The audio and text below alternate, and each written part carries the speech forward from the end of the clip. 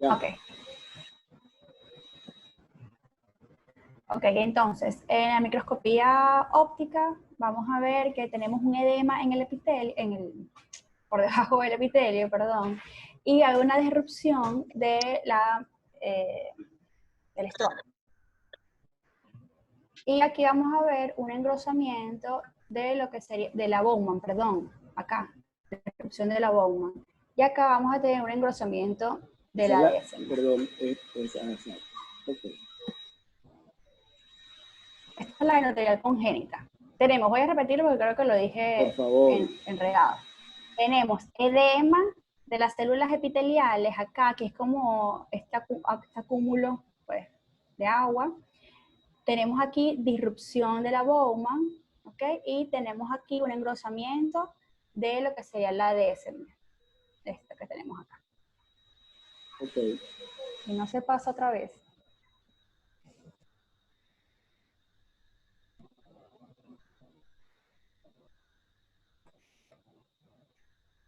Ya va, que no se quiere pasar. Dale clic. ¿Cómo fue que te dijeron? No, le di clic, le di espacio, ajá, ahí va. Ok, ahí vamos. En cuanto al tratamiento, pues igual que pues, la congénita posterior, súper importante evitar la miopía en estos niños y en casos pues, más severos, la queratoplastia. En cuanto a las distrofias distrofia ligal cromosoma X, perdón, en los hombres los síntomas suelen ser leves, pero están caracterizados por visión borrosa y las mujeres suelen ser asintomáticas. En cuanto a los signos, pues en los hombres vemos lesiones que hay una turbidez corneal o lo que sería un edema pues en la córnea. Este va a ser difuso, puede ser desde una turbidez leve hasta una turbidez pues lechosa como la en ellos, y en el endotelio vamos a ver un aspecto pues a luna o a cráter. Esto es pues para ver la diferencia de la que sería la turbidez de la córnea, que puede ir desde poco turbia hasta un aspecto blanco lechoso. En cuanto a la microscopía óptica, vamos a tener cambios endoteliales pues, de aspecto similares a cráteres y una queratopatía subepitelial en banda. Va a haber engrosamiento irregular de la DSM con pequeñas excavaciones. Y en la microscopía electrónica hay cambios epiteliales de aspecto pues, similares a cráter y la queratopatía subepitelial en banda, además de acúmulos subepiteliales de material granular amorfo. Vemos acá está un poquito, no es tan fácil, pero vemos que las células endoteliales están un poquito escasas. Vemos que hay células aquí, aquí no hay células acá, acá no hay células y así sucesivamente. Aquí vemos estos espacios que es lo que mencionan como cráter, estos espacios donde no hay pues endotelio, y en la microscopía electrónica hay degeneración de las células, vean acá, donde no hay pues endotelio, e incluso pueden haber acúmulo de sustancias nucleares. En cuanto al tratamiento, pues igual evitar la embriopía en estos pacientes, ya que su aparición suele ser congénita o a tempranas edades, y en casos pues muy severos, el tratamiento de elección es la queratoplastia. Y listo, por fin. Si tienen alguna duda, aprovechen al doctor Álvarez que está aquí.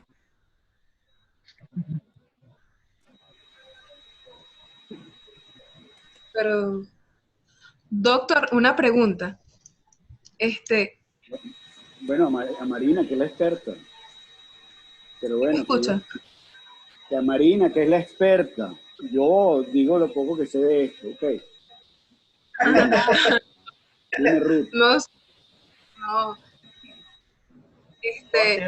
Doctor, cuando son así, estas que están ligadas al cromosoma, que son congénitas, y se le realiza la queratoplastia lamelar, ¿cuánto porcentaje de recurrencia tienen de volver a padecer esta patología?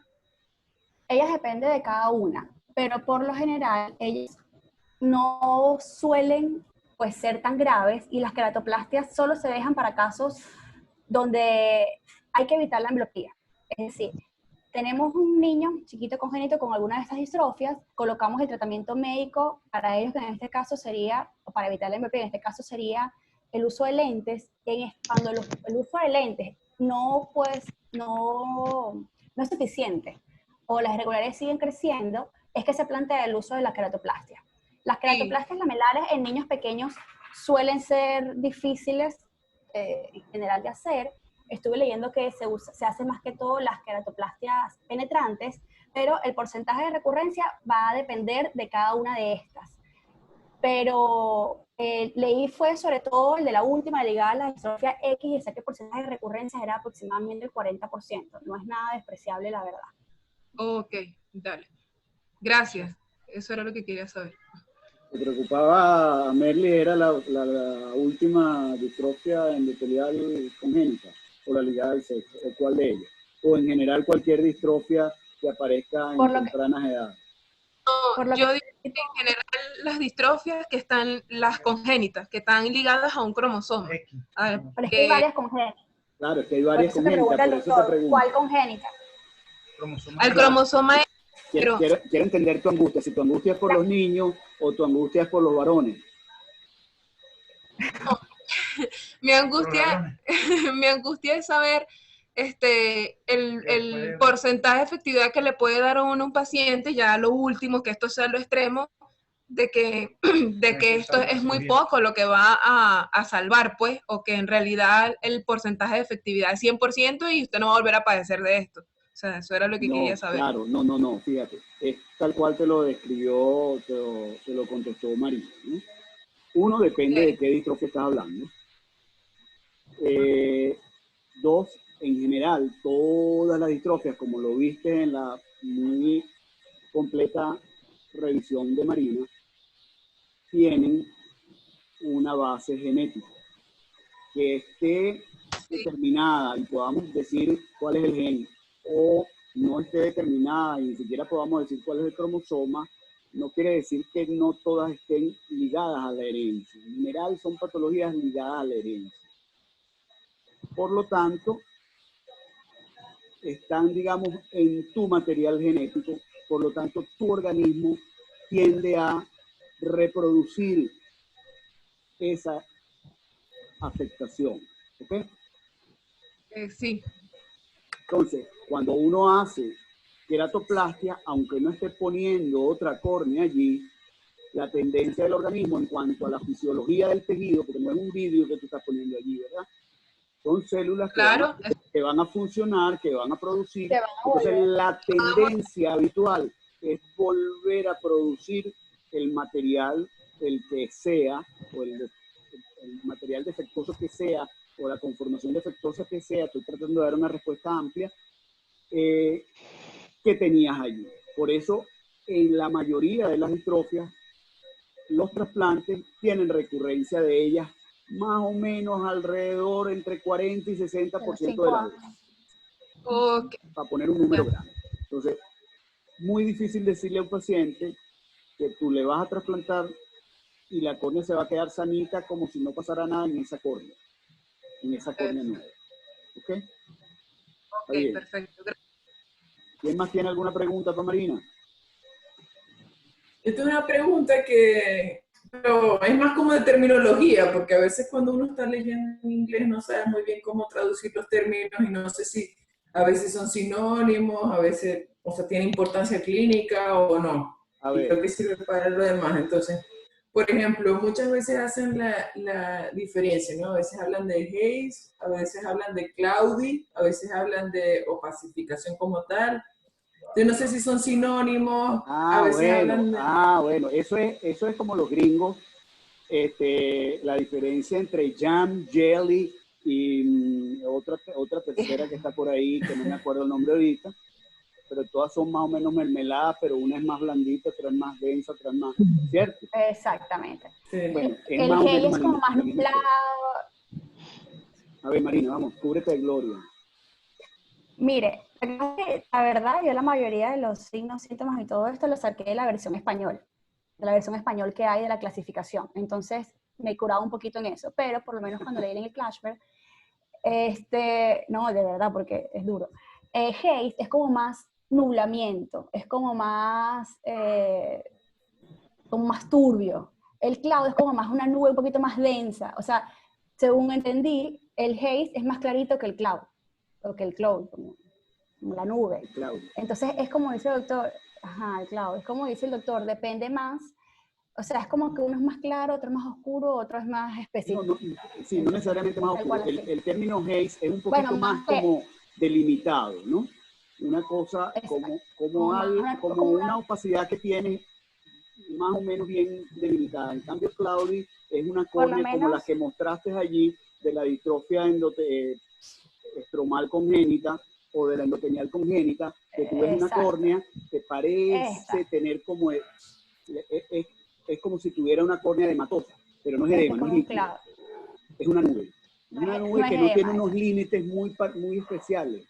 Tal cual, como tú ves un cielo nublado, tú no ves dónde termina una nube, otra no. En cambio, un haze es como cuando tienes un cúmulo, haciendo símil con las nubes. Que tú ves la nube con sus límites.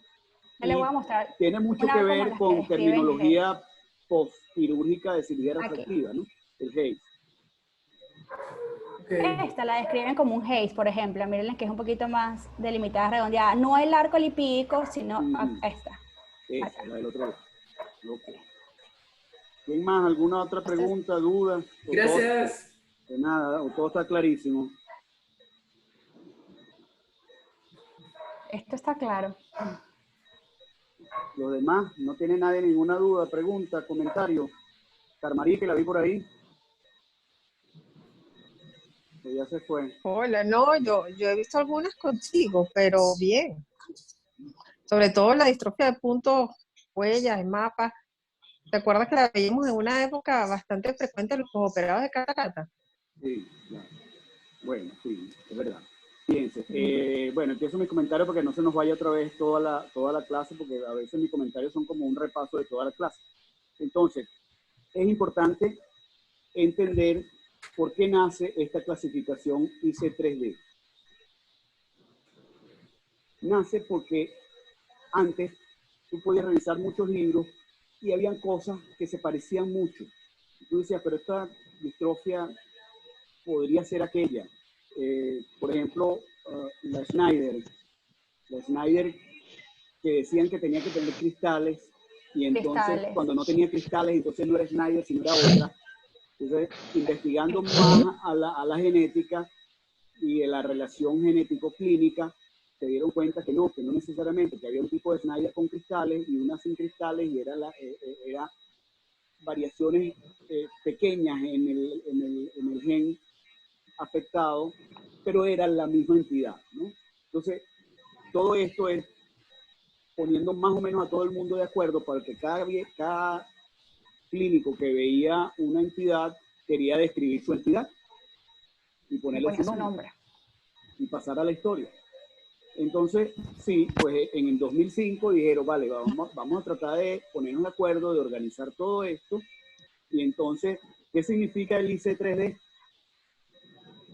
International Comité Con 3C, por eso es el 3. Es Comité Internacional para la Clasificación de Distrofia. De la distrofia corneal. Ya veo que lo leíste. Distrofia corneal. Ya veo que lo leíste. Sí, ¿verdad? Ok. Entonces, claro, no es que ellos iban a tumbar todo lo que venía antes, sino que tratábamos de organizarlo, o trataron de organizarlo un poco más coherentemente en cuanto a estudiarlo más profundamente su relación genética y aclarar algunas patologías que parecían ser una cosa indeterminada y que fuera una clasificación o una organización que pudiera evolucionar en el tiempo, no que se iba a quedar rígida, sino que pudiera cambiar en el tiempo. De ahí, entonces, la idea de poner esas distrofias por categorías. Y es importante la definición de lo que Marina les dijo allí, que es para esta clasificación la categoría de la distrofia. La categoría es la profundidad o la capacidad que tenemos de describirla tanto clínica como genéticamente hablando. Entonces, Los de categoría 1 los tenemos clarísimos, sabemos todo de ellos, sabemos cómo es la clínica, sabemos en qué cromosoma está, sabemos en qué gen está exactamente. Sabemos cuál es la proteína que hacen mal. Y así vamos bajando. Categoría 2, sabemos el cromosoma, pero no estamos tan claros cuál es el gen. Categoría 3, puede ser que ni siquiera sepamos el cromosoma. Y la categoría 4 nadie sabe nada, sino fue algo que alguien dijo, mira, aquí está esto. Se llama la distrofia de Brea, que vimos en el Perecarreño en el 2020. ¿Ok? Tienen claro eso, ¿verdad? A eso es a lo que se refería en sus tablas, Marina, y es importante tenerlo claro. De todas esta larga lista que Marina habló, ¿cuáles crees tú, Marina, que pudieran ser las 4 o 5 más relevantes según tu experiencia corta, pero experiencia al fin en el servicio? Miren, las más frecuentes de las epiteliales y subepiteliales, como les dije, es de la membrana basal o la mapa.huella. A mí me deberían seguir llamando la distrofia de Cogan por costumbre. ¿Okay? Distrofia de Cogan. Esa es efectivamente de todas las distrofias la distrofia más frecuente y efectivamente la distrofia menos diagnosticada. A todo oftalmólogo le ha pasado por el frente una Cogan y muchas de ellas no la han diagnosticado. Ajá, ¿qué más? La distrofia de la TIS en cuanto a las epiteliales y subepiteliales. Hemos visto la TIS en nuestra experiencia bastante frecuentemente la TIS. ¿Qué más? La distrofia granular es más frecuente la tipo 1 en cuanto a ya las estromales y la distrofia de Fuchs en cuanto a las endoteliales. Ok, y añadiría yo la distrofia polimorfa posterior, que también la hemos visto considerablemente. Entonces sí, de toda esta gran lista, aunque mete miedo, tenemos que tener claro que tenemos 4, 5 o 6 que la vamos a ver con más frecuencia y que debemos saber identificarla mejor. Entonces la Cogan, ella, además de la Cogan, de todas las demás, tuviste excelentes imágenes muy ilustrativas. Esto está muy bien porque esto es mucho de ver y de reconocer. ¿Ok? Entonces, la distrofia de Cogan son todos esos signos de mapa, punto o huella digital que vemos por debajo del epitelio y que se quejan mucho de molestias de sepitalizaciones recurrentes. No te van a llegar diciendo de sepitalizaciones recurrentes, pero te van a llegar, a mí siempre me duele el ojo, me llora, me lagrimea, tal, y después se me pasa. Y así, ¿no? Ok. De las otras epiteliales, quizás la de Leach, pudiera haber visto yo alguna por ahí. Pero tampoco son muy frecuentes. Y el patrón más frecuente de la de Leach, doctor, es el espiral, porque realmente busqué y cada vez que ponía Leach me salía el espiral. Entonces quizás es el que es un poquito más frecuente que en banda. Sí, que aunque la que yo vi era en banda. ¿En banda? Yo he visto en banda, sí. No he visto muchas, creo que 2 solamente. Hay que tener cuidado de no confundir entonces esto con una degeneración que queratopatía en banda. No la queratopatía en banda. No, sí, ya. La cornea verticillata, ¿no? La cornea verticillata. Ok. La enfermedad de Fabry. Sobre la que hablamos de la enfermedad de Fabry, la clase P. De la distrofia del TGB1 son bien importantes el Rey-Hückler y el Lattice. Rey-Hückler quizás he visto 2 o 3 en mi vida de 20 años en esto, pero Lattice sí he visto bastante. Lattice he visto bastante y es bien importante su afectación, la afectación de molestias de clínica que da la distrofia y su evolución en dificultad visual, molesta. Los trasplantas y a los años 4, 5, 6, 7 años vuelves a tener, no Lattice como tenías antes, pero vuelves a tener epiculitas en la córnea donada. ¿Ok?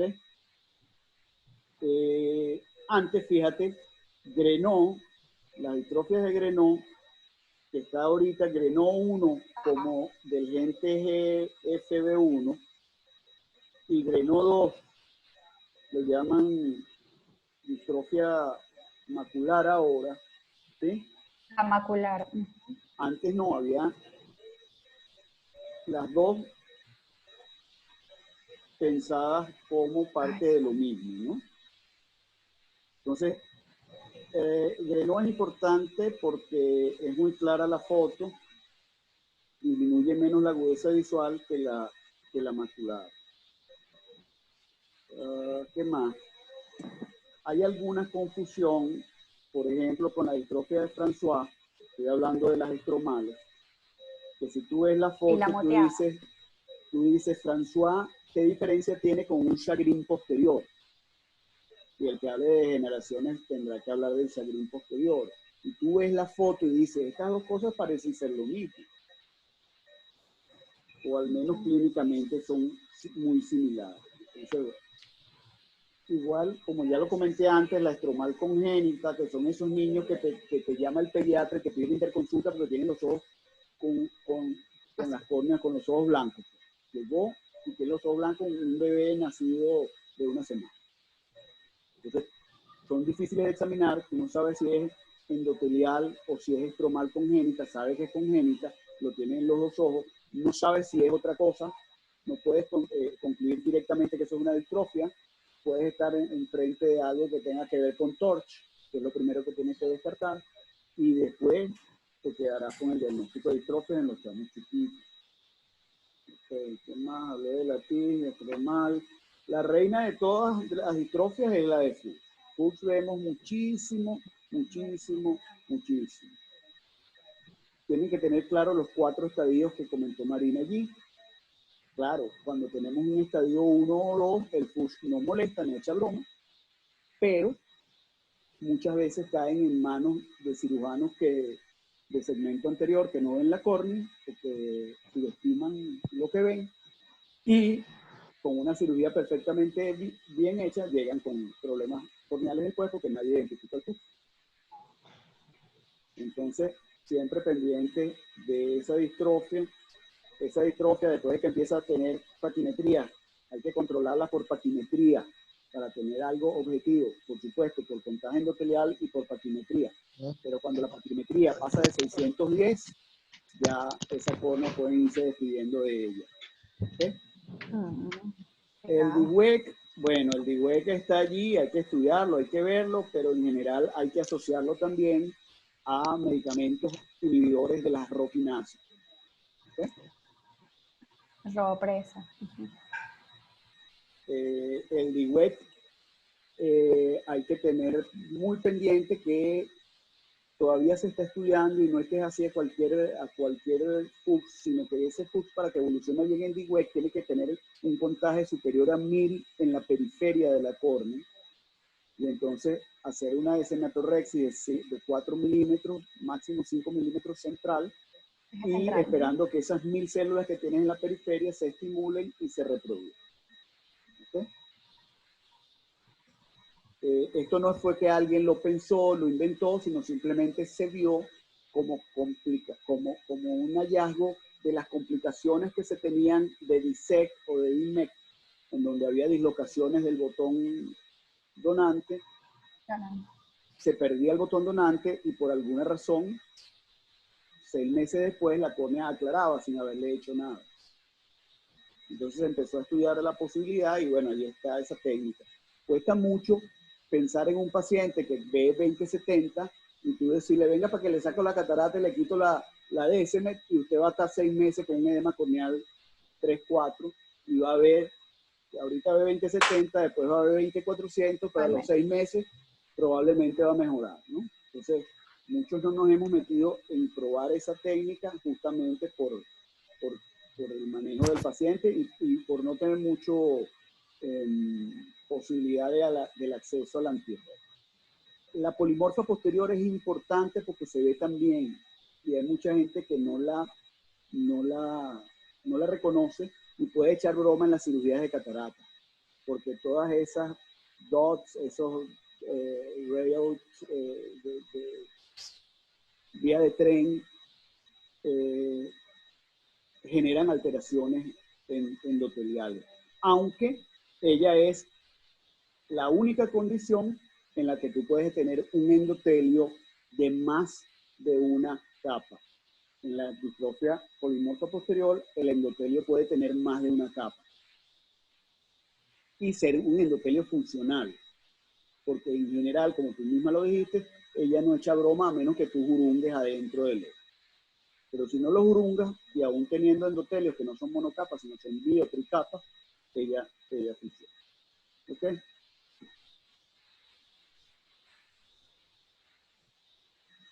Sí. Si tú lo ves ahí, puedes ver, aquí hay dos núcleos. Todo es clarito. Ahí donde está la estrella. Aquí, por ejemplo, aquí hay uno hay y dos. Y dos núcleos, Hay dos uno núcleos y encima aquí del otro. también. Y acá también. Okay. Entonces, claro, nosotros estamos muy restringidos en cuanto al estudio de distrofia, porque como lo comprenderán, pues son pacientes a los cuales hay que hacerles estudios de linaje, es decir, estudiar a toda la familia y a toda la familia estudiarla genéticamente. Y bueno, no tenemos acceso a ese tipo de estudios que no sea pagado. Y entonces, pues muchas veces es muy difícil poder determinarlos bien y básicamente nos guiamos por la química. Ok, ya que se está acabando de nuevo. ¿Alguna pregunta, algún comentario, alguna duda?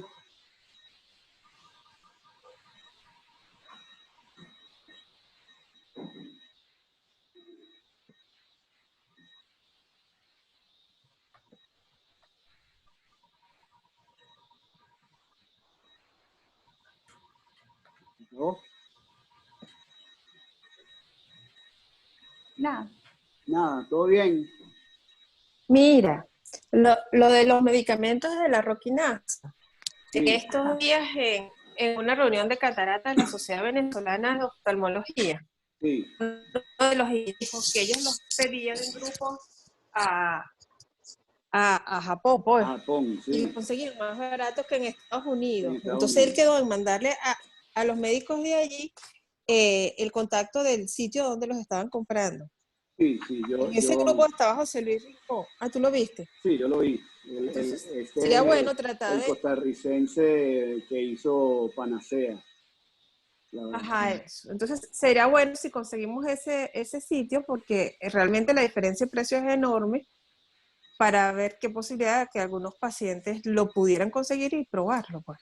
Sí, claro, pero también tenemos que saber que no es que nosotros vamos a agarrar el medicamento y sin hacer nada, por ejemplo, sin hacer el DWET, alguien podría pensar, bueno, pues yo le mando el anti-ROC al paciente que tiene distrofia endotelial de FUS y nada, le subo el contagio en 6 meses. No, no es así. Estoy de acuerdo, pero quizás para otros casos. No lo sabemos. No, está bien, claro, para muchos casos, pero por ejemplo, el estímulo de quitar la DSM, de quitar el endotelio, le da espacio para que el otro endotelio se replique, pero inhibiendo esa enzima que es la que los tiene, además de la inhibición por espacio, es decir, el endotelio están todos pegaditos ahí y dicen, bueno, aquí no cae más nadie, aquí nadie se reproduce porque no hay espacio para más nadie. Entonces tú quitas el pero centro pudiéramos usar y lo estimulas con antirro.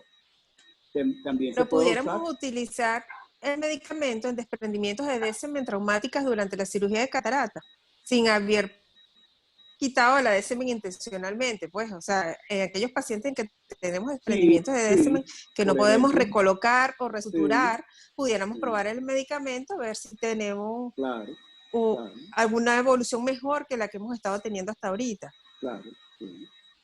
Ese es un caso en el que, dependiendo del desprendimiento, pues, pero podríamos usarlo. Pero los desprendimientos de DSM Karma son como los desprendimientos de retina, hay que tratar de pegarla. Pero sí, por supuesto, el uso del medicamento sería de ayuda. Sí, deberíamos tratar de ver cómo se hace para poder acceder al medicamento. ¿Alguien más? ¿Algún otro comentario?